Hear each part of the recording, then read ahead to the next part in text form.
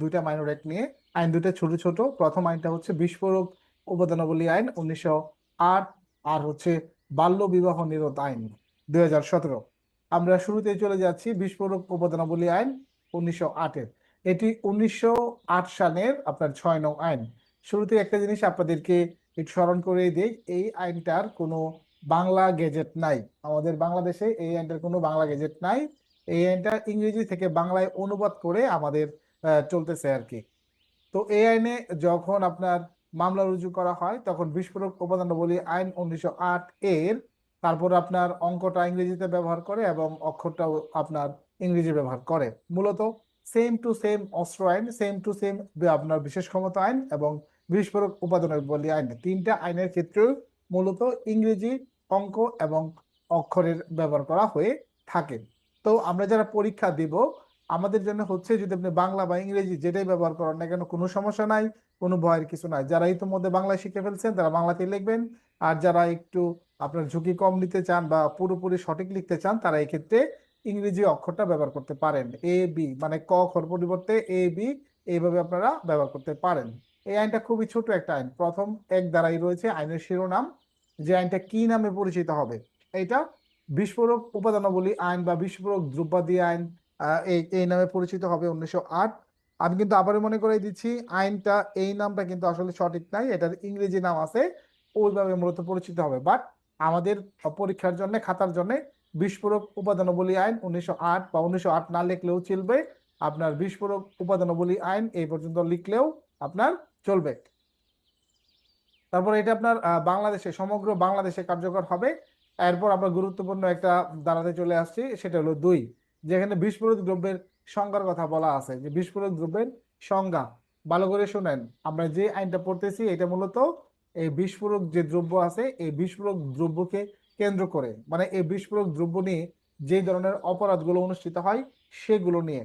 এছাড়াও কিন্তু বিস্ফোরক নিয়ন্ত্রণ একটা আইন আছে, কিন্তু সেটা কিন্তু অন্য আইন, এটা কিন্তু আমাদের এখানে না, এটা কিন্তু আলাদা। ওইটা হচ্ছে 1884 সনের আইন, ওইটা কিন্তু আরো পুরাতন আইন, ওইটা আমাদের প্রয়োজন নাই। আমাদের প্রয়োজন হচ্ছে এই আইনটা। তো বিস্ফোরক দ্রব্যের সংজ্ঞার ক্ষেত্রে বলা হয়েছে এই আইনে বিস্ফোরক দ্রব্য বলতে বিস্ফোরক দ্রব্য তৈরি করতে প্রয়োজনীয় যে কোনো বিস্ফোরক বস্তুকে অন্তর্ভুক্ত করে, অর্থাৎ যেগুলো বিস্ফোরণ ঘটে বা বিস্ফোরণ ঘটতে সহায়তা করে এরকম সরঞ্জাম, কলকবজা, যন্ত্রপাতি, মাল মশলা ব্যবহৃত হয়েছে বা ব্যবহৃত করার জন্য মনস্থ করা হয়েছে বা ঘটানোর হয়েছে বা ঘটানোর জন্য অভিযোজিত অথবা বিস্ফোরণ ঘটানোর এখানে তো বিস্ফোরণ ঘটানোর সাহায্যের জন্য বা যে কোনো বিস্ফোরক দ্রব্য দ্বারা এই ধরনের সরঞ্জাম, কলকবজা বা যন্ত্রপাতি অংশকেও আপনার অন্তর্ভুক্ত করে। মূলত সংখ্যাটা এই বইতে একটু কঠিন ভাবে আছে, আপনারা সহজ ভাষায় এভাবে দিতে পারেন যে বিস্ফোরক অর্থ এই ধরনের দ্রব্যাদিকে বোঝায় যেগুলো নিজে বিস্ফোরিত হয় এবং বিস্ফোরণ ঘটতে সহায়তা করে থাকে। এছাড়াও সরঞ্জাম, কলকবজা, যন্ত্রপাতি, মাল মশলা এগুলোও আপনার বিস্ফোরক দ্রব্য বলে গণ্য হবে। এভাবে সহজ ভাষায় আপনারা দিতে পারেন। ধারা 3, জীবন, ব্যক্তি বা সম্পত্তি বিপন্ন করতে পারে এই ধরনের বিস্ফোরক ঘটানোর শাস্তি। দেখেন এখানে কিন্তু আপনার জাস্ট বিস্ফোরণ ঘটানোর, তার মানে এখানে ব্লাস্ট হইতে হবে, তার মানে এটা বিস্ফোরণ ঘটতে হবে, ঠিক আছে? বিস্ফোরণ ঘটানোর শাস্তি। তো আপনার জীবন, ব্যক্তি বা সম্পত্তি বিপন্ন করতে পারে এই ধরনের বিস্ফোরণ ঘটানোর শাস্তি, তার মানে এখানে বিস্ফোরণটা ঘটতে হবে। আমরা যে এখন ইদানিং আহ, যুদ্ধ দেখতেছি আমেরিকা এবং ইসরায়েলের সাথে ইরানের, এই যে যুদ্ধটা, এখানে এই দেশ থেকে মিসাইল মারে ওই দেশে গিয়ে যদি সেটা অক্ষত অবস্থায় পড়ে যায় তাহলে কিন্তু এটা বিস্ফোরণ ঘটলো না। কিন্তু যখন এটা আপনার বিস্ফোরিত হয়ে চারোদিকে আপনার আগুনের লেলিহান শিখা বা বিস্ফোরক পদার্থ ছড়ায় পড়ে তখন সেটাকে বলা হয় বিস্ফোরণ। এরকম যদি কোনো ব্যক্তি আপনার জাস্ট বিস্ফোরণ ঘটায়, যেটার উদ্দেশ্য হইল জীবন, ব্যক্তি বা সম্পত্তি বিপন্ন করা, এই উদ্দেশ্য নিয়ে কেউ যদি বিস্ফোরণ ঘটায় তাহলে তার শাস্তি 3 দ্বারা। এখন ঘটানো হয়েছে মানুষের জীবন এতে ক্ষতিগ্রস্ত হইতেও পারে, ব্যক্তির জীবন ক্ষতিগ্রস্ত হইতেও পারে, নাও হইতে পারে, সম্পত্তি বিপন্ন হইতেও পারে, নাও হইতে পারে। অর্থাৎ আপনার ওই উদ্দেশ্য নিয়েই করা, বাট সেটা সংঘটিত হতেও পারে, নাও হতে পারে, কিন্তু বিস্ফোরণ ঘটলেই সেটা 3 দ্বারা শাস্তির আওতায় আসবে।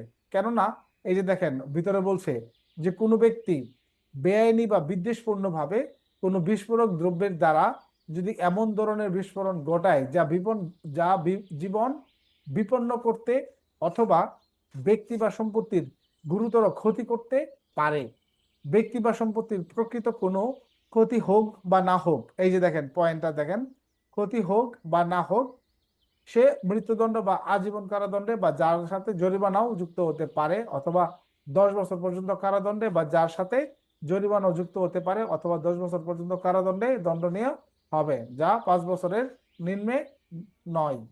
তার মানে আমি এখানে বুঝতে পারলাম যে জাস্ট বিস্ফোরণ ঘটাইলো, এখন কোনো ব্যক্তির আপনার কি ক্ষতি হইতেও পারে, আবার ক্ষতি নাও হইতে পারে। জাস্ট বিস্ফোরণ ঘটাইলেই শাস্তি কয় দাঁড়ায়? 3 দাঁড়ায়। এখন দেখেন 3 ক লেখা আর কি বইতে, এটা 3 বড় হাতের এই হওয়ার কথা। যাই হোক 3 ক এই বইতে আছে, আমরা এক্ষেত্রে বাংলাটাই শিখি। 3 ক যারা প্রয়োজন মনে করতেছেন যে ইংরেজি শেখা দরকার, তারা এখানে 3 কর পরিবর্তে 3 বড় হাতের এই দিয়ে দিবেন। এখানে বলতেছে অপরাধ করার উদ্দেশ্যে বিস্ফোরণ ঘটানোর শাস্তি। আমরা দেখছি যে একটা অপরাধ করার জন্য আবার বিস্ফোরণ ঘটানো হয়, আবার কোনো একটা অপরাধ করে সেখান থেকে নির্বিঘ্নে পালিয়ে যাওয়ার জন্যও আপনার বিস্ফোরণ ঘটানো হয়। যেমন ধরেন কেউ যদি স্বর্ণের দোকানে ডাকাতি করতে যায়, সেক্ষেত্রে দেখা যাচ্ছে আগে ককটেল টকটেল মারে এলাকা খালি করে তারপর ডাকাতি করলো।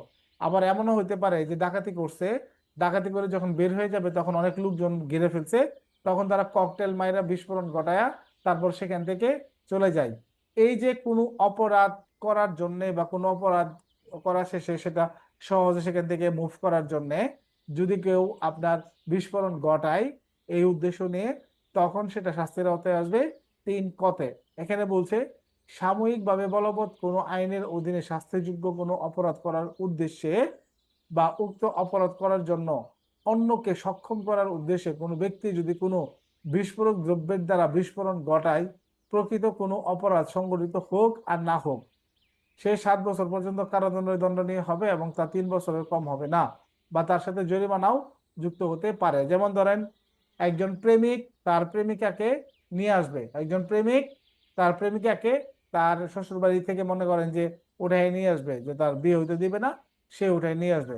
তখন বন্ধু বান্ধবরা মিলে যায় যে এখানে বিস্ফোরণ টিস্ফোরণ ঘটায়া আপনার উঠাই নিয়ে আসবে।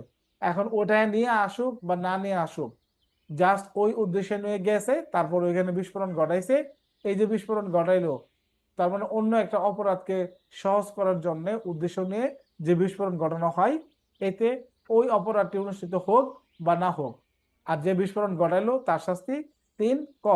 তার মানে 3এও কিন্তু বিস্ফোরণ ঘটানোর শাস্তি, সেটা কিন্তু এক পর্যায়ে, আর 3 ক যেটা এটা কিন্তু অন্য পর্যায়ে। এরপর হচ্ছে ধারা 4, যেখানে বলা আছে বিস্ফোরণ ঘটানোর জন্য অথবা সম্পত্তি বিপন্ন করার ইচ্ছায় বিস্ফোরক প্রস্তুত বা রাখার জন্য শাস্তি। এখানে মূল পয়েন্টটা হচ্ছে আপনার বিস্ফোরক প্রস্তুত বা রাখা, মানে দখলে রাখা, বিস্ফোরক প্রস্তুত করা বা দখলে রাখা, এইটার শাস্তি হচ্ছে 4-এ। 4-এর আবার ক খ আছে। এই ক খর পরিবর্তে ব্র্যাকেটে আপনি এ এবং বি লিখতে পারেন, যার যেভাবে মনে চায় ক খ দিতে পারেন, আপনার এ আর বিও দিতে পারেন। যখনই ব্র্যাকেটের ভিতরে দিবেন তখনই সেটা ছোট হাতের অক্ষর হবে। যেমন এখানে বলছে যদি কোনো ব্যক্তি বেআইনি অথবা বিদ্বেষমূলক ভাবে ক কোনো বিস্ফোরক দ্রব্যের দ্বারা বাংলাদেশে বিস্ফোরণ ঘটানোর উদ্দেশ্যে এমন কোনো কার্য করে বা ঘটানোর উদ্দেশ্যে ষড়যন্ত্র করে যা এমন ধরনের যে জীবন বিপন্ন করতে পারে অথবা ব্যক্তি বা সম্পত্তির গুরুতর ক্ষতি করতে পারে। তার মানে এখানে মূল ফ্যাক্টর হচ্ছে কিন্তু একটা কাজকে টার্গেট করতেছে, যে ব্যক্তি এমন কোনো কাজ করছে যেটা বিস্ফোরণ ঘটানোর উদ্দেশ্যে কি করে, আপনার ষড়যন্ত্র করে বা এমন ধরনের যে জীবন বিপন্ন করতে পারে অথবা ব্যক্তি বা সম্পত্তির গুরুতর ক্ষতি করতে পারে। তার মানে কোনো কাজ করা অথবা আপনার ষড়যন্ত্র করা যে মানুষের জীবন বিপন্ন করে ফেলতে পারে বা ব্যক্তি বা সম্পত্তির গুরুতর ক্ষতি করে ফেলতে পারে, এই উদ্দেশ্য নিয়ে যখন কোনো প্ল্যানিং করা হয়, সেটার জন্য শাস্তি 4-এর পথে। পরে আবার দেখেন 4-এর খতে কি বলছে, খর বিষয়টা হইলো যখন বাংলাদেশে জীবন বিপন্ন করার উদ্দেশ্যে বা ব্যক্তি বা সম্পত্তির গুরুতর ক্ষতি সাধনের উদ্দেশ্যে অন্য কোনো ব্যক্তিকে বাংলাদেশে জীবন বিপন্ন করার অথবা ব্যক্তি বা সম্পত্তির ক্ষতি সাধনে সক্ষম করার জন্য কোনো বিস্ফোরক দ্রব্য তৈরি করে, তার মানে এখানে প্রথম অপরাধ তৈরি করা বা তার দখলে রাখা, বা যদি আপনি বিস্ফোরক তৈরি করেন, বিস্ফোরক দখলে রাখেন, কিংবা তার নিয়ন্ত্রণে রাখে বা তার নিজের নিয়ন্ত্রণে রাখছে, কোনো বিস্ফোরণ বিস্ফোরণ ঘটুক আর না ঘটুক, বিস্ফোরণ ঘটুক আর না ঘটুক, এবং কোনো ব্যক্তি বা সম্পত্তির বস্তুত ক্ষতি সাধিত হোক আর না হোক, সে 20 বছর পর্যন্ত কারাদণ্ডে দণ্ডনীয় হবেন।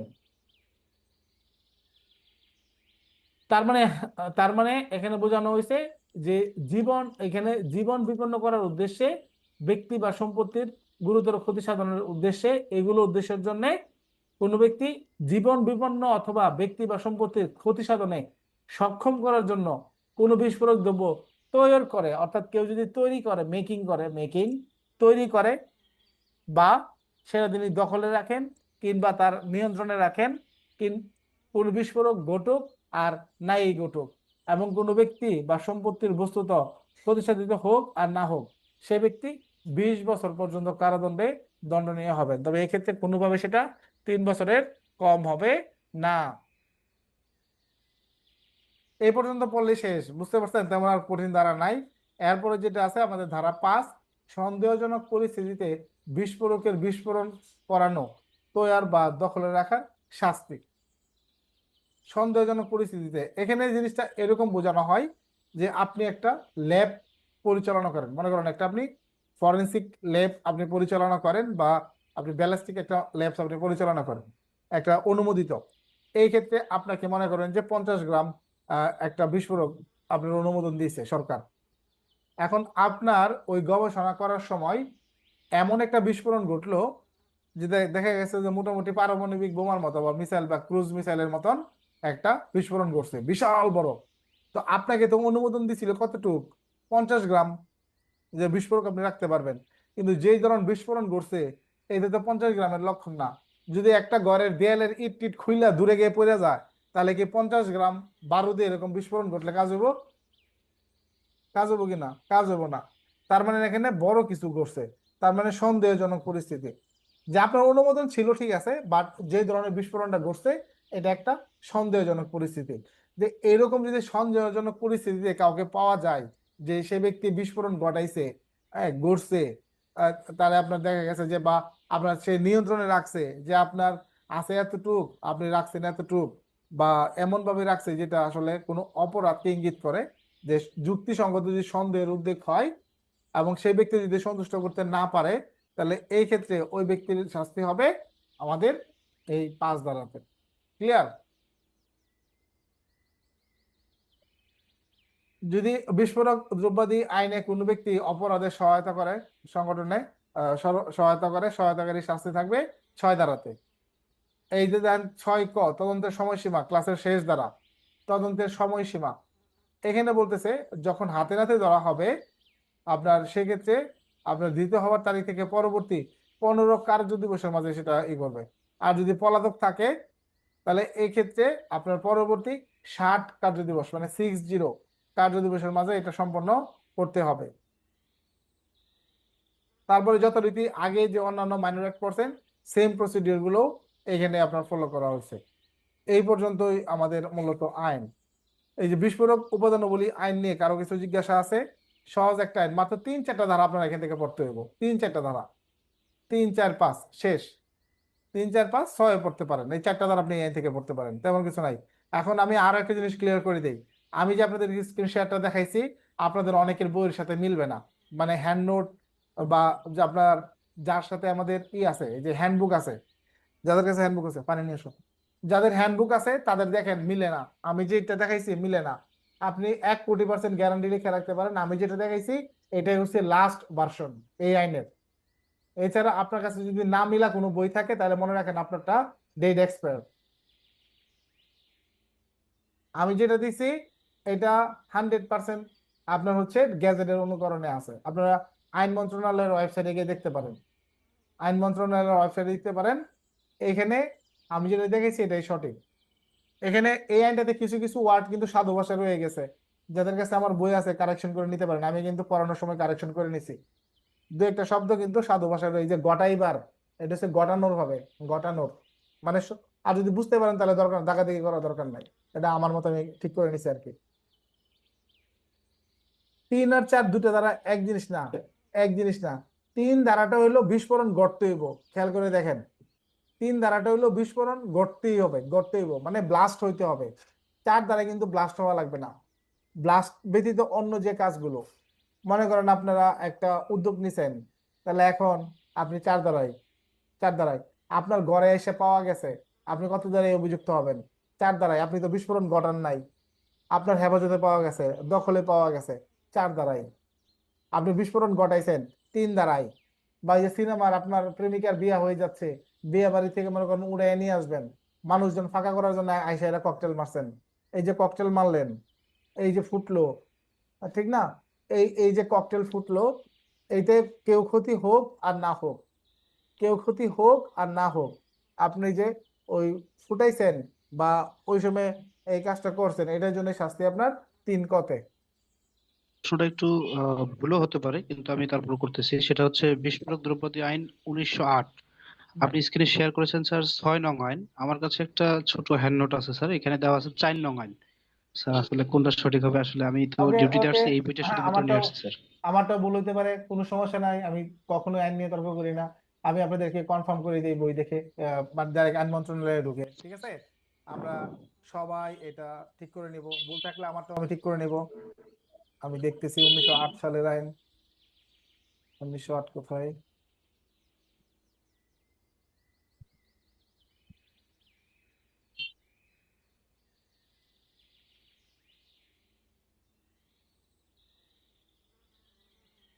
ছয় নম্বর আইন, এই দেখেন, দেখছেন?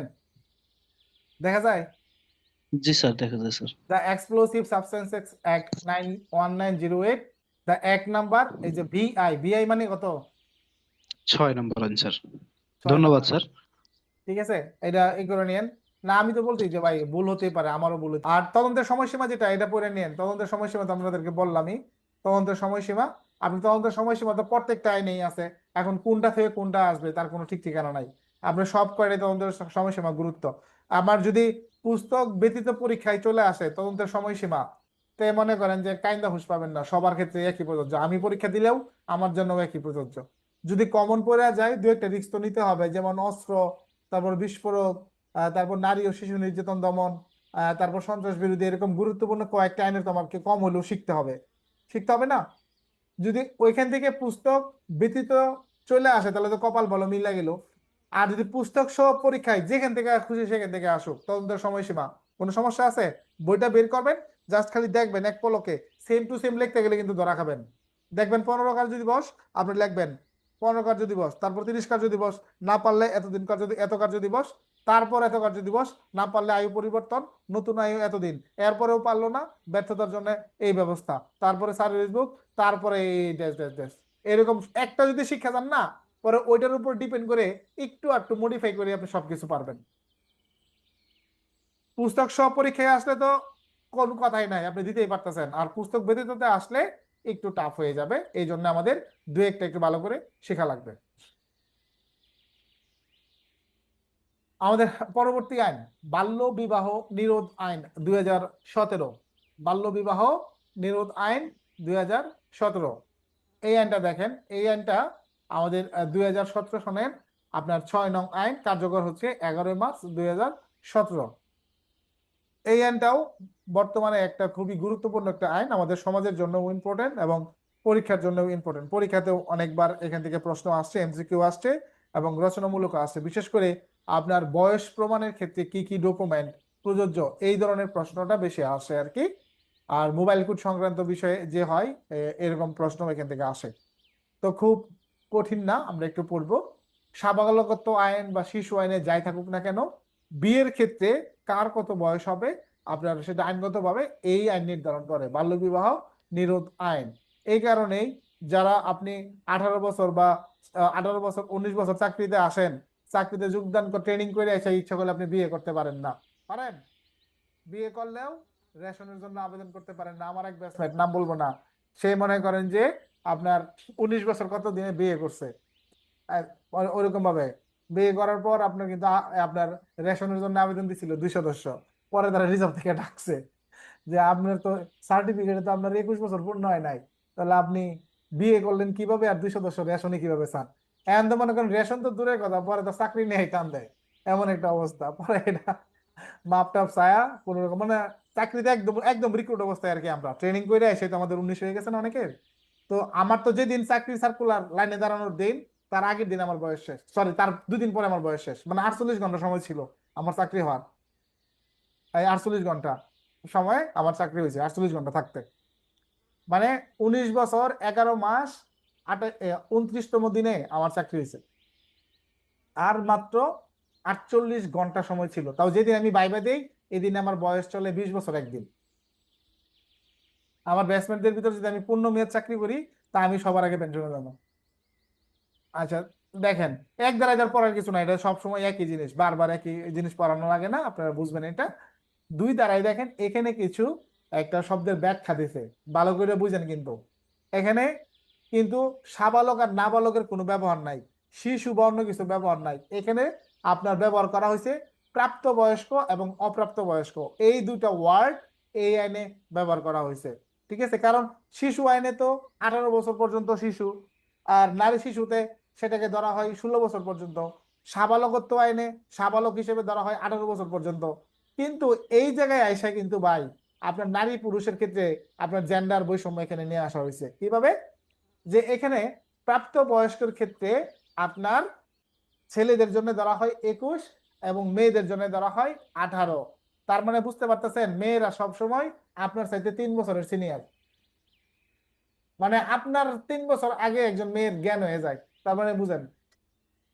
ঠিক আছে, অর্থাৎ মেয়েদেরকে অবহেলা বা অসহায় বলার কোনো সুযোগ নাই, কারণ সে আপনার চাইতে ট্যালেন্ট, এটা সরকার বুঝতে পারছে জাতীয় সংসদে, এই কারণে তারা 3 বছর আগে প্রাপ্তবয়স্ক ঘোষণা করছে, যেটা আপনারা ঘোষণা করছে 21 বছর বয়সে, আর তারে প্রাপ্তবয়স্ক ঘোষণা করছে 18 বছর বয়সে।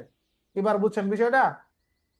কই আপনি আর কই নারী, তারা অটোমেটিকলি আপনার চাইতে 3 বছর আগের থেকে বেশি বোঝায়, আর আপনি সে 3 বছর আগে যেটা বুঝবো আপনি এটা 3 বছর পরে গিয়ে বুঝবেন। অতএব বইয়ের উপরে কথা কওয়ার কোনো সুযোগ নাই। তারপরে দেখেন আমরা যাই, যেখানে কি বলতেছে যে অপ্রাপ্ত বয়স্ক বলতে আপনার ছেলেদের ক্ষেত্রে মানে পুরুষের ক্ষেত্রে 21 বছর পূর্ণ করেনি, তার মানে 21 বছর পূর্ণ হইলেই সে প্রাপ্তবয়স্ক। আর নারীর ক্ষেত্রে 18 বছর পূর্ণ করেনি এমন কোন নারী, তার মানে 18 বছর পূর্ণ হইলেই সেটা কি আপনার প্রাপ্তবয়স্ক। এখন ধরেন 18 বছর 00 দিন, মানে যে দিন মানে তার একদম 00 কাটাই কাটাই, এই দিন কিন্তু সে প্রাপ্তবয়স্ক। যেদিন কাটাই কাটাই 21, এই দিন কিন্তু সে প্রাপ্তবয়স্ক। এই দুইটা পয়েন্ট কিন্তু মনে রাখেন, যেটা অন্য আইনে মনে রাখবেন। আপনার প্যানেল কোডের ক্ষেত্রে যদি 18 বছর 00 দিন হয়, আপনি কিন্তু শিশু হিসেবে গণ্য হবে। 18 বছর একদিন হইতে হবে, 18 বছরের ঊর্ধ্বে, খেয়াল রাখবেন, 18 বছরের ঊর্ধ্বে, ঊর্ধ্বে মানে কি 18 বছর একদিন। এই জন্য এই যারা আছেন ইনকোয়ারি স্লিপ যখন তদন্ত করবেন, কখনোই কিন্তু আপনি বয়স 18 লিখে দিতে পারবেন না। 18 লিখলে সে শিশু হিসেবে গণ্য হবে। আপনাকে ক্লিয়ার করে লিখতে হবে মিনিমাম 18 বছর একদিন, অথবা 19 আপনার লিখতে হইব। বোঝা গেছে? ইনকোয়ারি স্লিপ যখন লিখবেন, জবাব লিখবেন, 18 দিয়ে আর কিছু না লেখেন, এটা ধরে নিতে হবে শিশু। আমার বাস্তব অভিজ্ঞতা থেকে আমি বললাম।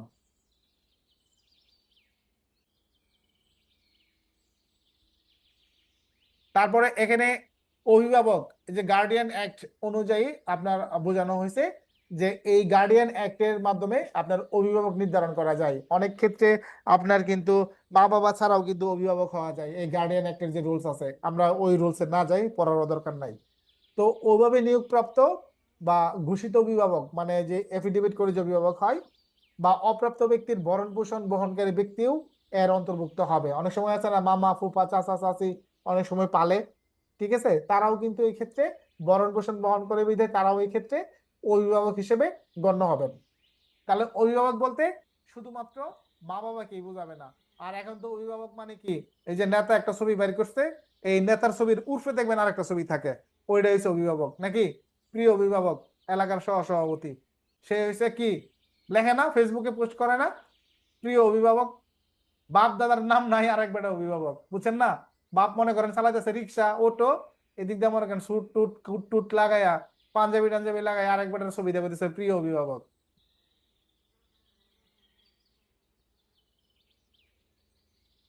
এই তাহলে আমরা অভিভাবক বুঝলাম, প্রাপ্তবয়স্ক অপ্রাপ্তবয়স্ক বুঝলাম।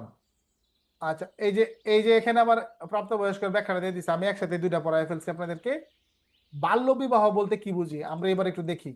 বাল্য বিবাহ বলতে বোঝানো হবে যে বিবাহের কোনো এক পক্ষ বা উভয় পক্ষ অপ্রাপ্তবয়স্ক, তাহলে এটা হচ্ছে বাল্য বিবাহ। কিরকম, মনে করেন ছেলে মেয়ে দুইটাই অপ্রাপ্তবয়স্ক হইতে পারে, এটা বাল্য বিবাহ। ছেলে প্রাপ্তবয়স্ক, মেয়ে অপ্রাপ্তবয়স্ক, কি বিবাহ? বাল্য বিবাহ। ধরেন মেয়ে আপনার প্রাপ্তবয়স্ক, ছেলে অপ্রাপ্তবয়স্ক, কি বিবাহ? বাল্য বিবাহ। আপনার বীজগণিতের সূত্র মনে আছে, এ প্লাস বি হোল স্কোয়ার, এই যেরকম যে সূত্র, বা আপনার প্লাসে প্লাসে প্লাস, প্লাসে মাইনাসে মাইনাস, মাইনাসে প্লাসে মাইনাস, এরকম সূত্রগুলো মনে আছে না? সেম সূত্রটাই এখানে প্রয়োগ করা হয়েছে, যে প্লাস আর মাইনাস সমান সমান মাইনাস, মাইনাস এবং প্লাস সমান সমান মাইনাস, প্লাস ও প্লাস প্লাস। সেটা কিভাবে? যদি প্রাপ্তবয়স্ক প্রাপ্তবয়স্ক বিয়ে হয় এটা বৈধ, ঠিক আছে। যদি প্রাপ্তবয়স্ক অপ্রাপ্তবয়স্ক বিয়ে হয় এটা অবৈধ। অপ্রাপ্ত এবং প্রাপ্তবয়স্ক বিয়ে হয় অবৈধ। যদি আপনার অপ্রাপ্ত অপ্রাপ্ত দুইটাই অপ্রাপ্ত, এটা অবৈধ। এই হইলো এখানে আপনার সূত্র মোতাবেক আর কি কাজ করে আর কি। ক্লিয়ার? যাই আমরা পরেরটাতে আমরা বাল্য বিবাহটা বুঝলাম। এবার দেখেন এই সমাজে যে বাল্য বিবাহ যে হচ্ছে, এই বাল্য বিবাহ প্রতিরোধ করাটাই কিন্তু একটা বিরাট কাজ। এইটার জন্য কিন্তু আমাদের কিন্তু একদম রুট লেভেলে, আমাদের একদম ইউনিয়ন পর্যায় থেকে শুরু করে উপজেলা জাতীয় পর্যায়ে একেবারে কিন্তু কমিটি গঠন করা হবে। এইটার জন্য কমিটি গঠনের জন্য একটা আইনে আপনার নির্ধারণ করে দিছে 3 ধারাতে, যে বাল্য বিবাহ এটা প্রতিরোধ করার জন্য একটা কমিটি থাকবে, সেটা সরকার নির্ধারণ করবে, এবং বাল্য বিবাহ নিরোধ বিধিমালা তৈরি করতে পারে সরকার। এই বিধিমালা দ্বারা এটা নির্ধারণ হবে যে কিভাবে এখানে কারা কারা এই কমিটিতে থাকবে। আইনে এত কিছু দেয় নাই, আইনটাকে ছোট করছে। এখানে বলতেছে বাল্য বিবাহ প্রতিরোধের জন্য জাতীয়, জেলা, উপজেলা পর্যায়ে এবং ইউনিয়ন পর্যায়ে আপনার সরকারি কর্মকর্তা, স্থানীয় জনপ্রতিনিধি, বেসরকারি সংস্থায় কর্মরত এবং জাতীয় পর্যায়ের গণ্যমান্য ব্যক্তির সমন্বয়ে বাল্য বিবাহ প্রতিরোধ কমিটি গঠন এবং এদের কার্যাবলী নির্ধারণ করতে পারবে। তাহলে কে করবে কাজটা?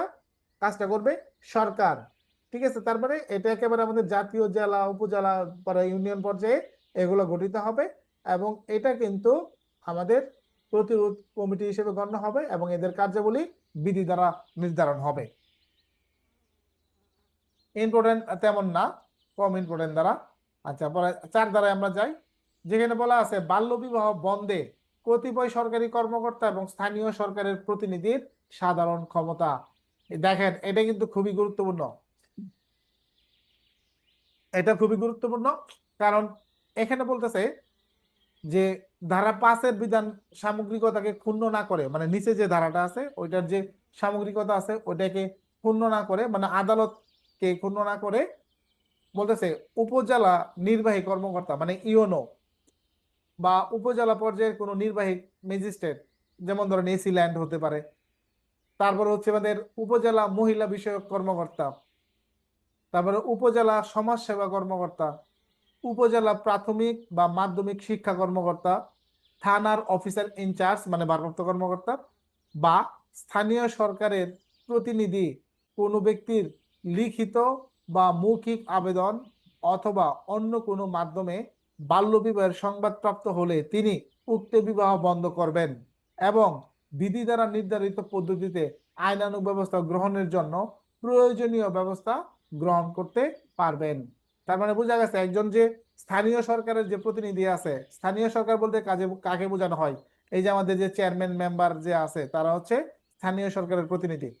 তো ইউনিয়ন, এই যে আপনার কাউন্সিলর, মেয়র, ওরা হচ্ছে স্থানীয় সরকারের প্রতিনিধি। তার মানে আমরা এখানে দেখতে পাচ্ছি ইউনো, এসি ল্যান্ড বা অন্য কোনো নির্বাহী ম্যাজিস্ট্রেট, মহিলা বিষয়ক কর্মকর্তা, সমাজ সেবা কর্মকর্তা, উপজেলা প্রাথমিক বা মাধ্যমিক শিক্ষা কর্মকর্তা, থানার অফিসার ইনচার্জ বা যে জনপ্রতিনিধি যারা আছেন, এইরকম যে ব্যক্তি আছে, কোনো ব্যক্তির মাধ্যমে যদি লিখিত অভিযোগ পায় বা কেউ যদি মৌখিকভাবে বলে বা আবেদন করে বা অভিযোগ জানায়, বা তিনি যদি নিজেও কোনো সোর্সের মাধ্যমেও জানতে পারেন যে বাল্য বিবাহ হচ্ছে, তাহলে তারা সেখানে যাবেন এবং কি করবেন, বাল্য বিবাহ বন্ধ করবেন। এবং এই ক্ষেত্রে তারা যদি মনে করেন আইনানুগ ব্যবস্থা নেওয়া দরকার, তাহলে এই ক্ষেত্রে তারা অবশ্যই কিন্তু আইনানুগ ব্যবস্থা গ্রহণ করবেন। যেমন আমি নরসিংদী থাকাকালীন সময়ে তখন নতুন নতুন এসে হয়েছি, তখন এই ধরনের সংবাদ আইছে, ইউনো স্যারের সাথে আমি গেছি। যাওয়ার পরে দেখছি মেয়েটা ক্লাস 9-এ পড়ে। 9-এ পড়ে, তার বয়স হচ্ছে আপনার 15 থেকে 16 হবে। কিন্তু মেয়ে মনে করেন যে অনেক বড়, বিয়ের উপযুক্ত মা নাই, বাবা একা। তারপরে এমন একটা পরিস্থিতি যে এখানে আপনার ওই মেয়ের এখানে রাখাটাই কষ্টদায়ক। পরে ইউনূস স্যার মেয়েকে দেখলো, কথা বললো, মেয়ের সাথে সবকিছু আলোচনা করলো অনেকক্ষণ। ইউনুটা আবার মহিলা ছিল, কথা বললো। কথাবার্তা বলার পরে মেয়ের শারীরিক গঠন টঠন সবকিছুই প্রত্যক্ষ করে পরে ম্যাডাম আর ওই বিয়েটা ভাঙে নাই, মেয়েটা ভাঙে নাই। তো ওইখানে একটা শর্ত সাপেক্ষে বিয়ের অনুমতি দিছিলেন যে আপনারা এতদিন সার্টিফিকেট হওয়ার পরে আপনারা বিয়েটা করবেন, মানে বিয়েটা অনুষ্ঠিত করবেন। মূলত হয়েছে কি যে সামনে থেকে তো তিনি আইনের বাইরে গিয়ে আদেশটা দিতে পারেন না, পারেন পারেন না। তখন এই কৌশলে তিনি এই শর্তে মুসলেকা নিয়ে চলে আসছিলেন যে আমার মেয়ের যেদিন 17 বা 18 বছর পূর্ণ হবে এদিন আমরা বিয়ে দিব। কিন্তু স্যার এখানে কোনো ধরনের মোবাইল কোড করেন নাই বা পানিশমেন্ট দেন নাই। পরে আপনার অলিখিতভাবে একটা কৌশল এখানে ছিল যে আমরা চলে আসার পর আপনার শুনছি যে বিয়ে করে ও মেয়েরে নিয়েও গেছে গা, আমরা চলে আসার কিছুক্ষণ পর দিয়ে। বুঝতে পারছেন বিষয়টা? এখানে একটা অন্যরকম ভাবে এখানে একটা কৌশল, কিন্তু উনি তো সামনে থেকে এই আদেশটা দিতে পারেন না। মেয়ের বয়স 16 বছর কতদিন ছিল আর কি, কিন্তু দিতে পারেন নাই, তিনি চলে আসছিলেন পরে। কিন্তু বাবা মা বা যে আয়োজক যারা ছিল তাদের কাউকেই শাস্তির আওতায় আনেননি। তবে এটা আমরা আবেগ এক্ষেত্রে কাজ করছে, বিবেক কাজ করে নাই, ঠিক না? এক্ষেত্রে কাজ করছে কি, আবেগ। তো এখানে নিয়ম হলো তারা বন্ধ করবে। বন্ধ করার পর যদি এখানে আইনগত ব্যবস্থা যদি গ্রহণ দরকার হয়, সেক্ষেত্রে আইনানুগ ব্যবস্থাও তিনি গ্রহণ করবেন। শুনেন, জামাই বা বউ কি শাস্তির আওতায় আসতে পারে? হ্যাঁ, আসতে পারে। জামাই এবং বউ যদি যে কেউ একজন প্রাপ্তবয়স্ক হওয়ার পরে যদি কেউ অপ্রাপ্ত বয়স্ক বিয়ে করতে চায়, প্রাপ্তবয়স্ক হওয়ার পরেও যদি কেউ অপ্রাপ্ত বয়স্ক বিয়ে করতে চায়, তার ক্ষেত্রে কি পানিশমেন্ট থাকবে, ঠিক না? তার ক্ষেত্রে পানিশমেন্ট থাকবে, আমরা যাচ্ছি ওই লাইনে আছে।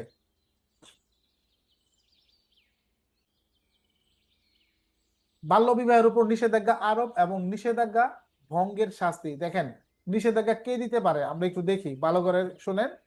আগেরটা কিন্তু বিবাহ বন্ধ করছে তারা গিয়ে, এখন বাল্য বিবাহ নিষেধাজ্ঞা কে দিতে পারে, এখানে বলতেছে আদালত। বুঝতে পারছেন? আদালত স্বউদ্যোগে বা কোনো ব্যক্তির অভিযোগের ভিত্তিতে, স্বউদ্যোগ বলতে ডিজে সংবাদ পায়া,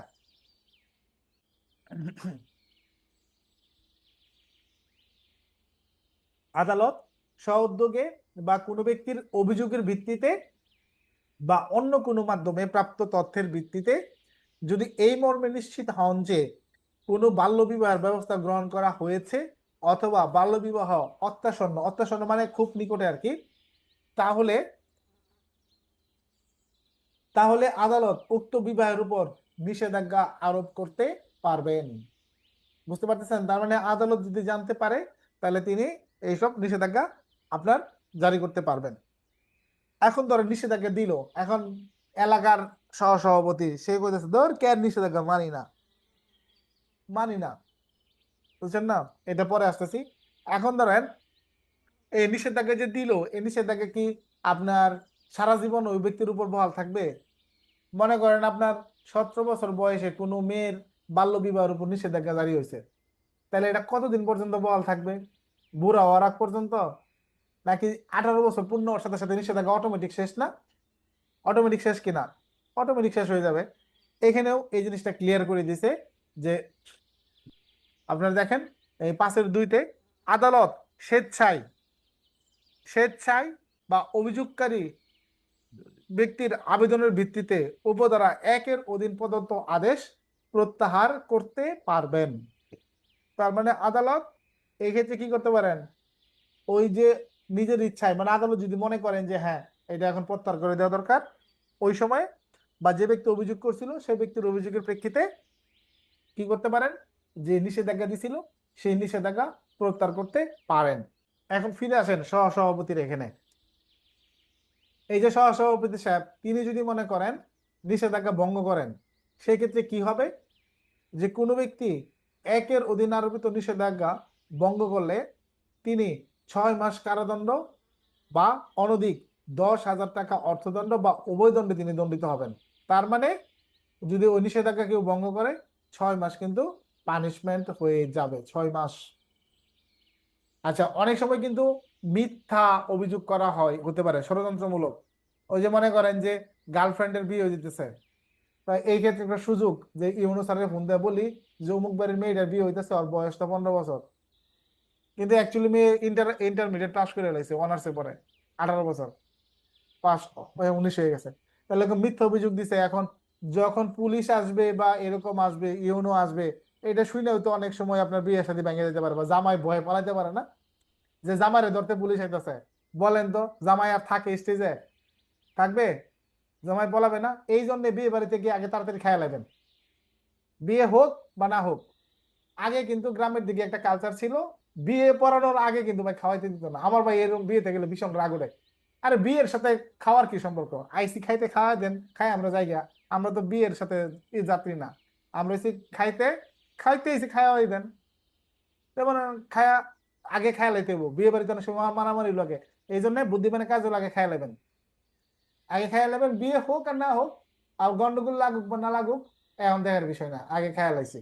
এখন মনে করেন খাইছেন বা না খাইছেন, এখন মনে করেন যে কেউ মিথ্যা অভিযোগ করছে, ওই যে প্রেমিকার বিয়া 15 বছর করে, এখন এই ম্যাজিস্ট্রেট আইসা দেখলো যে না, এই তো এখানে তো বয়স তো মেয়ের 19, তাহলে যে অভিযোগটা করছে, কি অভিযোগ করছে, মিথ্যা অভিযোগ করছে। এই ধরনের অভিযোগ কি পানিশমেন্টের যোগ্য কিনা, পানিশমেন্টের যোগ্য কিনা? 100% পানিশমেন্টের যোগ্য। কেউ যদি মিথ্যা অভিযোগ করে তার পানিশমেন্ট হচ্ছে 6 ধারাতে। ঠিক আছে, কয় ধারাতে? 6 ধারাতে এটার পানিশমেন্ট। ধারা নাম্বার 7, বাল্য বিবাহ করার শাস্তি। এই যে দেখেন মজার ধারা চলে আইছে, কেউ যদি বাল্য বিবাহ করে, বাল্য বিবাহ করে তাহলে সেটা করার শাস্তি।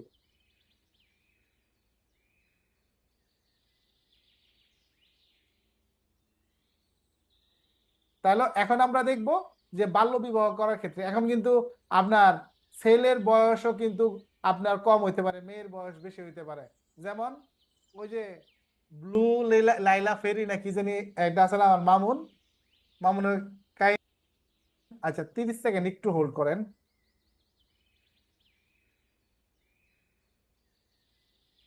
আচ্ছা এখন দেখেন এই যে বাল্য বিবাহ যদি করে, এই বাল্য বিবাহের ক্ষেত্রে আপনার পানিশমেন্টটা কিভাবে আসবে, ছেলে হোক আর মেয়ে হোক, এই যে মামুনের কথাই বলেন, আর মনে করেন আপনার ওই যে সানবিজ বাই টনি নাকি একটা মেয়ে যে আছে, চাচা বিয়ে করলো, মরে গেছে, বড়লোক হয়ে গেছে, তো এরকম যেই হোক না কেন, যদি মনে করেন বাল্য বিবাহ করে, এই ক্ষেত্রে আপনার শাস্তিটা কিভাবে আসবে?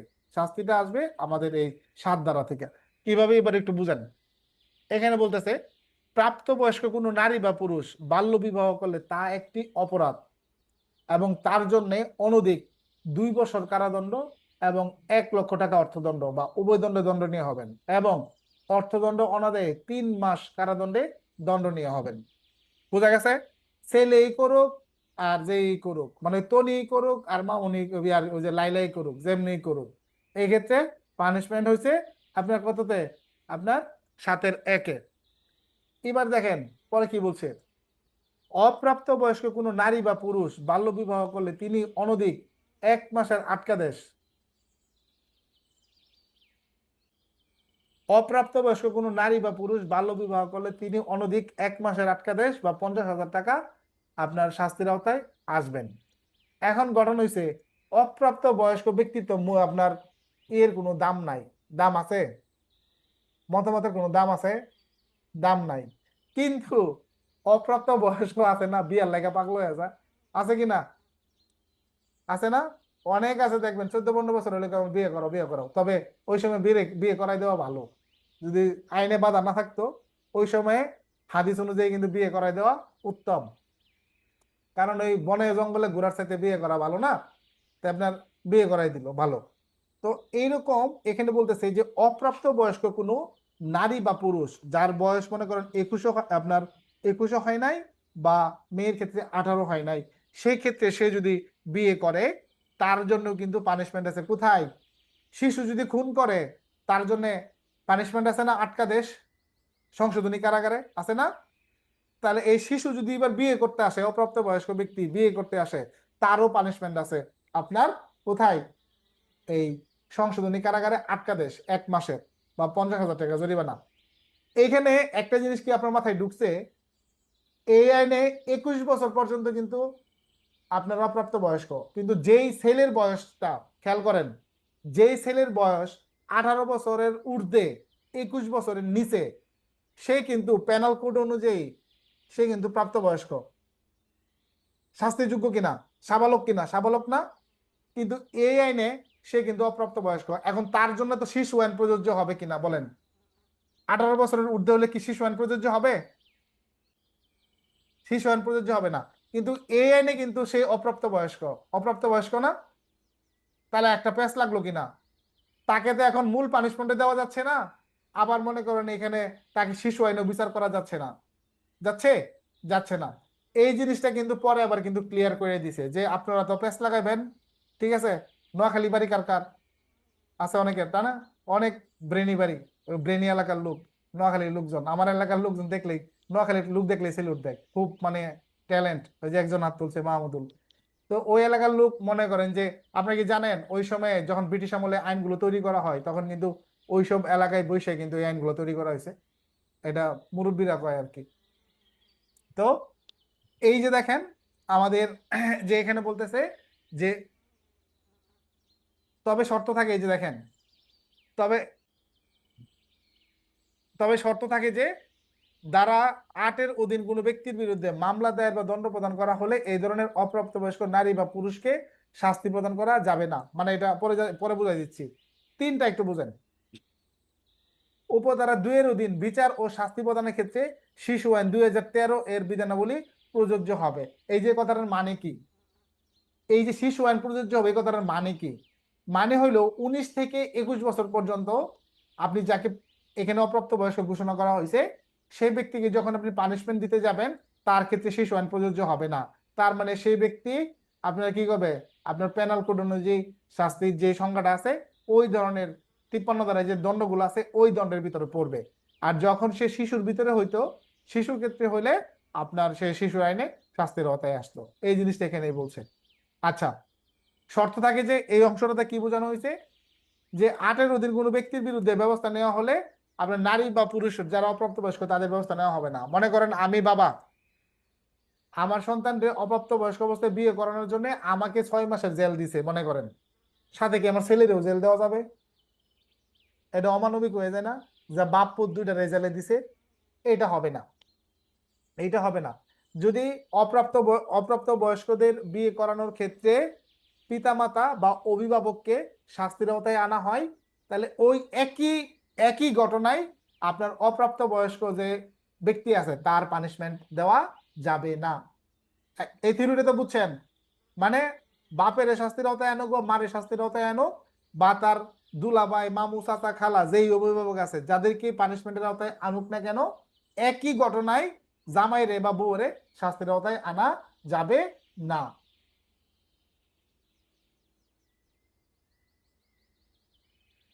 এরপরে আমরা আসি যে 8 ধারাতে, যে বাবা মার বিষয়টা যেটা এখানে বলতেছে, 8 ধারাতে যে বাল্যবিবাহ সংশ্লিষ্ট পিতামাতা সহ অন্যান্য ব্যক্তির শাস্তি।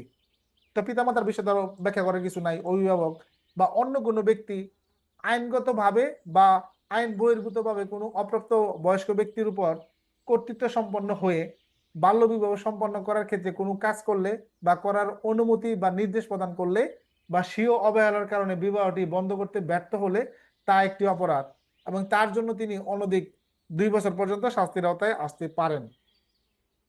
তার মানে এই যে বাবা মা আছে, অভিভাবক আছে, বা অন্য যে ব্যক্তি এখানে বা কর্তৃত্ব আছে যার, ওইরকম ব্যক্তি যে ব্যক্তির এখানে সম্পূর্ণ পাওয়ার কাজ করতেছে, এই ধরনের ব্যক্তির যদি এই ধরনের বিবাহ সম্পন্ন করেন বা উদ্যোগ নেন, এই ক্ষেত্রে ওনার পানিশমেন্ট, বা ওইরকম কোনো ব্যক্তি যার অবহেলা থাকবে যে আপনি কেন সংবাদ দিলেন না, আপনি কেন জানাইলেন না। প্রথমত হইলো কি, আপনি বিয়ে করাইছেন, আপনার বা সরি বিয়ে করাইতে যাচ্ছেন, আপনার পানিশমেন্ট, বা আপনি কেন বন্ধ করলেন না, আপনি কেন জানাইলেন না, এরকম দায়িত্বশীল থাকার পরেও যদি তার লেকিংস খুঁজে পাওয়া যায়, তাহলে সেই ক্ষেত্রে তারও পানিশমেন্ট এই 8 ধারাতে। ক্লিয়ার? এবার আসেন 9 ধারা, বাল্যবিবাহ সম্পাদন বা পরিচালনা করার শাস্তি। 9 ধারায় বলতেছে কোনো ব্যক্তি বাল্যবিবাহ সম্পাদন বা পরিচালনা করলে তা হবে একটি অপরাধ, এবং তার জন্য তিনি অনধিক 2 বছর পর্যন্ত বা অন্যান্য 6 মাস কারাদণ্ড, আপনার অনধিক 50,000 টাকা অর্থদণ্ড বা উভয়দণ্ডে তিনি দণ্ডনীয় হবেন, বা অর্থদণ্ড অনাদায়ে 3 মাস পর্যন্ত কারাদণ্ডে তিনি দণ্ডিত হবেন। তার মানে এই যে এখানে সম্পাদন, বাল্যবিবাহ সম্পাদন অনেক সময় করে না বা পরিচালনা করে, যেমন ধরুন হুজুরের কথাই আপনি বলতে পারেন। কার? হুজুর। আচ্ছা, অল্প বয়সে যদি বিয়ে হয়ে যায় তাহলে কি বিয়ে কি অবৈধ হবে? বলেন, বিয়ে অবৈধ হবে? না, বিয়ে অবৈধ হবে না।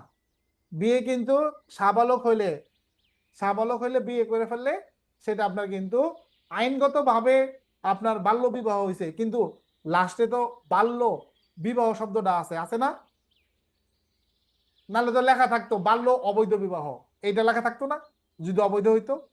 তার মানে বাল্য বিবাহ, তার মানে বিয়ে ওটা অবৈধ হবে না। কারণ কি, হয়তো রেজিস্ট্রেশনটা সঠিক না, বাট বিয়ের মূল স্তম্ভ কোনটা জানেন? আমরা তো কাবিনটাকে মনে করি না, কাবিনটা মূল স্তম্ভ না। একটা বিয়ের আপনার অনুষ্ঠিত হয় 2টা পদ্ধতিতে, একটা হলো প্রস্তাব আর একটা হলো গ্রহণ, ইসলামী শরিয়া মোতাবেক। তো প্রস্তাব যখন দেওয়া হয়, সেই প্রস্তাবের ক্ষেত্রে সাক্ষীর কমপক্ষে 2জন সাক্ষীর উপস্থিতিতে যদি আপনার কোনো নারী সেটা গ্রহণ করে, তবে সেটা আপনার বিয়ে বলে গণ্য হবে মুসলিম আইন অনুযায়ী, বা ধরেন আপনার অন্য যে আইন অনুযায়ী বলেন, সেক্ষেত্রে এটা বিয়ে বলে গণ্য হবে। তো এই জন্য বিয়েটা অবৈধ হয় না, বিয়ে সেটা বাল্য হিসেবে গণ্য হয়। তো এক্ষেত্রে দেখবেন বিয়ে যারা সম্পাদন করে, গটকালি করে, পরিচালনা করে, মাতাব্বরি করে, এরকম এই আমি করামু বিয়া কে দেখতেছে আমি কার কি, এরকম আছে না অনেকে মাতাব্বরি করে, পরিচালনার নেতৃত্ব দেয়, যেমন বাপ মাও কোনো কিছু না, আছে না? এলাকার সহসভাপতি দেখা গেছে যে 2 পার্টির নিয়ে এই বিয়া এটা হইবো, সে পরিচালনা করতেছে, কেউ পাত্তা দিতেছে না। তো এরকম যখন পরিচালনার দায়িত্বে থাকবে বা আপনার সম্পাদন করতেছে, এই যে প্রস্তাব নিয়ে যেতেছে, বলো মা কবুল, হ্যাঁ বললো আলহামদুলিল্লাহ কবুল। আমার বিয়ের সময় যখন প্রস্তাব দিছিল আমারে, বললো আলহামদুলিল্লাহ কবুল, আমি আলহামদুলিল্লাহ 3বার একটানা কইছি খুশিতে। পরে আবার বলতেছে আরে কাজী কইতেছে, আরে ভাই 3বারে কইতে হইব, একবারে কইলে হইব না, থাইমা তাইমা, মানে 3বার জিজ্ঞেস পরে 3বার আলহামদুলিল্লাহ। আমি প্রথম বেলায় 3বার আলহামদুলিল্লাহ কইলেছি একসাথে, কইছি কবুল কবুল কবুল, এরকম আর কি, আলহামদুলিল্লাহ আলহামদুলিল্লাহ আলহামদুলিল্লাহ। কই না, 3বারে কইতে হইব, 3বার একই কথা 3বার কইছে, আমি 3বার কইছি আলহামদুলিল্লাহ। আমি শর্টকাট মারছিলাম আর কি, কিন্তু কয় না, বিয়েতে শর্টকাট হইব না, 3বারে জিজ্ঞেস করতে হইব। আচ্ছা, এবার দেখেন আপনার 10 ধারাতে এই যে এখানে আপনার একটা মুসলেকার একটা বিষয় চলে আসে, যে বাল্যবিবাহ বন্ধে উদ্যোগী হওয়ার শর্তে বিবাহের অভিযোগ থেকে অব্যাহতি। তার মানে ওই যে একটা ঘটনা আপনাদেরকে বললাম না, যে ইউনুস স্যার সহ গেছিলাম, তারপর ওইখানে তার কাছ থেকে মুসলেকে নিয়ে চলে আসছে, যে সে ওয়াদা করছে যে ভবিষ্যতে সে এরকম কোনো কিছু সংবাদ পাইলে সে এটাকে কি করবে, বন্ধ করবে, এরকম কথা বলছিল না? এই যে মুসলেখা দিছিল যে ভবিষ্যতে সে এই ধরনের, এটা তো ভুল হয়েছে সে স্বীকার করতে আছে, এবং আরো বলতেছে যদি আমার চোখের সামনে ভবিষ্যতে আর এরকম কোনো বাল্য বিবাহ অনুষ্ঠিত হওয়ার উপক্রম হয়, আমি অবশ্যই সংবাদ দিব, সংবাদ দিয়ে সেই বিবাহটা বন্ধ করার চেষ্টা করব। এই ধরনের যে উদ্যোগ, এই ধরনের মুসলেখার ভিত্তিতে আপনার একজনকে আপনার অব্যাহতি দেওয়া যায়। ধারা 10-এর মূল মর্ম হচ্ছে এটা। এবার দেখেন ওই যে কাজী, যিনি আপনার রেজিস্ট্রার, বিয়ে করাই যিনি, মানে যিনি রেজিস্ট্রিভুক্ত করেন, কাজী সাহেবের পালায় চলে আইছে এবার। ধারা 11, বাল্য বিবাহ নিবন্ধনের জন্য বিবাহ নিবন্ধকের শাস্তি লাইসেন্স বাতিল। এটা কিন্তু গুরুত্বপূর্ণ ধারা, এটা কিন্তু পরীক্ষায় আসতে পারে। বলতেছে যে কোনো বিবাহ নিবন্ধক বাল্য বিবাহ নিবন্ধন করলে তা হবে একটি অপরাধ, এবং তার জন্য তিনি অনধিক 2 বছর অনন্য 6 মাস কারাদণ্ড বা অনধিক 50,000 টাকা অর্থদণ্ড বা উভয় দণ্ডে তিনি দণ্ডিত হবেন।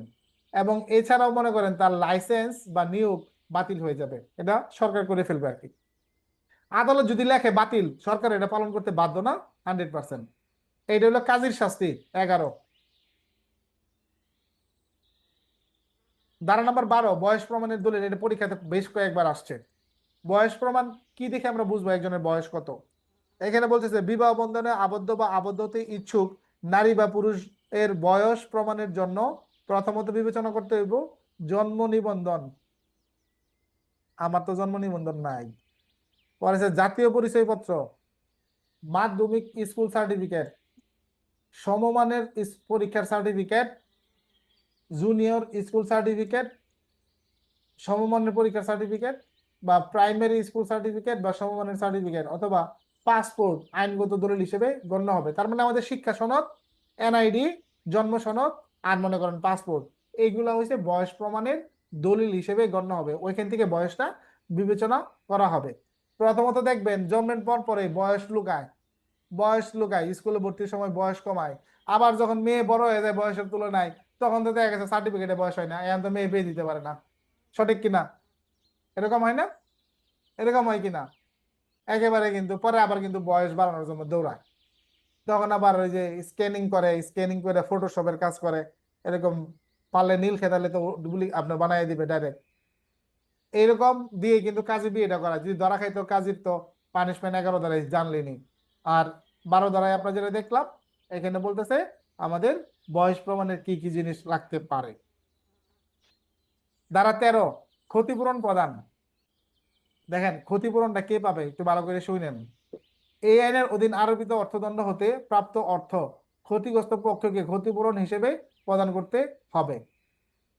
আচ্ছা, এখন দেখেন ক্ষতিগ্রস্ত কিভাবে হবে। ক্ষতিগ্রস্ত হইতে পারে ধরেন আপনার যে পক্ষ অপ্রাপ্তবয়স্ক, বিপরীত পক্ষ আবার প্রাপ্তবয়স্ক। এক্ষেত্রে যারা অপ্রাপ্তবয়স্ক তারা ক্ষতিগ্রস্ত হয় আর্থিকভাবে, বিয়ে শাদীর অনুষ্ঠানের আয়োজন করছে, তারা হয়তো বুঝতে পারে নাই এই ক্ষেত্রে। কিন্তু প্রাপ্তবয়স্ক হওয়ার পরেও যেহেতু তুমি এই কাজটা করছো তাহলে তুমি পানিশমেন্টের আওতায় আসবা। এখন তাহলে ওদেরকে বিয়েতে আয়োজন করে ফেলছে, তাহলে ক্ষতিগ্রস্ত হয়েছে, এবার তুমি ভর্তুকি দাও।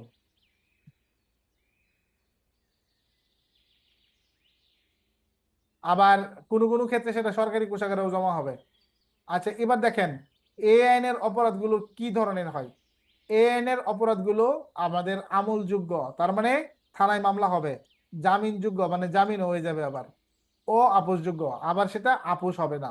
কারণ এখানে আপনার অনেক সময় কি হয় জানেন, অনেক সময় রাষ্ট্র এক্ষেত্রে আপনার বাদী হয়ে যায়। এই যে আমরা রাষ্ট্রপক্ষ যারা আমরা আছি আমরা অনেক সময় বাদী হয়ে যাই, বা চেয়ারম্যান মেম্বার অনেক সময় বাদী করা হয়। আর এই যে বিচার পদ্ধতি, সরেজমিন বিচার পদ্ধতি পড়া লাগবে না।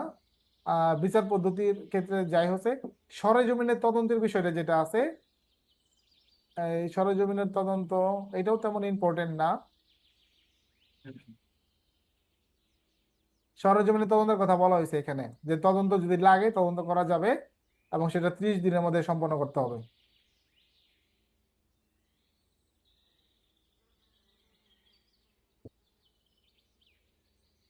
আচ্ছা, কতদিনের ভিতরে আপনার এই ধরনের অভিযোগ জানাইতে হইব মামলা করতে হইলে? এখানে বলতেছে যে অপরাধ সংঘটিত হওয়ার 2 বছরের মধ্যে অভিযোগ দায়ের করা না হলে আদালত উক্ত অপরাধ আমলে গ্রহণ করবেন না। তার মানে বিয়ে করার ভাবছেন যে বিয়ে করা শেষ, আপনার দায়ভার শেষ। দেখেন তো কারোর সাথে মিলে কিনা, যে বিয়ে করে ফেলছেন, বিয়ে করে ফেলছেন কিন্তু এখন 2 বছর পার হয়েছে না, কিন্তু আপনি মনে মনে জানেন যে আপনার বউয়ের বয়স কি অপ্রাপ্ত বয়স্ক, মানে 18 বছর হয়েছিল না 17 বছর। কেউ আছেন এরকম? দেখেন তাহলে কিন্তু আপনি ঝুঁকিতে আছেন। নতুন যারা বিয়ে করছেন যদি এরকম থেকে থাকেন তাহলে কিন্তু ঝুঁকিতে আছেন। তার মানে 2 বছরের ভিতরেও কিন্তু এটা কিন্তু তাজা হয়ে যেতে পারে। তারপরে হচ্ছে আমাদের 19, এই যে ইম্পর্টেন্ট একটা বিধান, 19 নম্বর ধারাটা, যে বিশেষ বিধান। বিশেষ বিধানে খেয়াল করেন প্রত্যেক জিনিসের একটা ব্যতিক্রম থাকে, এখানেও একটা ব্যতিক্রম রাখছে। ওই যে বলছিলাম না যে একটা বিশেষ ব্যতিক্রম থাকে, এখানে বলছে এই আইনের অন্যান্য বিধানে যাই থাকুক না কেন বিধি দ্বারা নির্ধারিত কোনো বিশেষ প্রেক্ষাপটে অপ্রাপ্ত বয়স্কের সর্বোত্তম স্বার্থে আদালতের নির্দেশ এবং পিতামাতা বা প্রযোজ্য ক্ষেত্রে অভিভাবকের সম্মতিক্রমে বিধি দ্বারা নির্ধারিত প্রক্রিয়া অনুসরণ করে বিবাহ সম্পাদন হলে তা অপরাধ হিসেবে গণ্য হবে না। মনে করেন কিছুদিন পর পরে আপনি পত্রিকায় কি এরকম কিন্তু কিছু দেখেন যে পুলিশ সুপার এবং জেলা প্রশাসক আপনার বা সমাজসেবা কর্মকর্তা উদ্যোগ নিয়ে অমুক জেলায় এতগুলো এতিম মেয়ের বিয়ে দিছে, 1000, 1500, 500, এরকম নিউজ দেখেন না ফেসবুকে বা এতে, যে এতিমখানার এতগুলা মেয়ের বিয়ে দিছে, পুলিশ সুপার উকিল বাপ হয়েছে, জেলা ম্যাজিস্ট্রেট উকিল বাপ হয়েছে, তারপর জামাইদের একটা করে অটো রিক্সা দিছে, এরকম বিয়ে হয় না মাঝে মাঝে? হয় কি না? হয়। দেখবেন বা সমাজের বিশেষ সঙ্গতি বা আমি যে বাস্তব উদাহরণটা বলছিলাম, যে এই সকল ক্ষেত্রে ওই নাবালকের মানে যে যার 18 বছর হয় নাই, তার সর্বোত্তম স্বার্থ চিন্তা করে যদি কোনো কারণে আপনার এরকম আপনার প্রসিডিওর অনুসরণ করে বিয়ে দেওয়া হয়, তাহলে এই ধরনের বিয়ে আপনার অবৈধ হবে না, সরি এটা অপরাধ বলে গণ্য হবে না। বুঝতে পারছেন? যে আপনি বলতে পারেন তাদের তো 18 বছর হয় নাই, এসপি স্যার বিয়ে দিল কেমনে, তাদের তো 18 বছর হয় নাই, পুলিশ সুপার বা ওই যে জেলা ম্যাজিস্ট্রেট বা ডিসি সাহেব এখানে বিয়ে কিভাবে আয়োজন করলো? এই যে বিশেষ প্রক্রিয়ার মাধ্যমে তারা সেটা অনুমোদন পাশ করায়, তারপরে মূলত এই অনুষ্ঠানটা করে থাকে। এটা হলো বিশেষ ব্যতিক্রম। শেষ।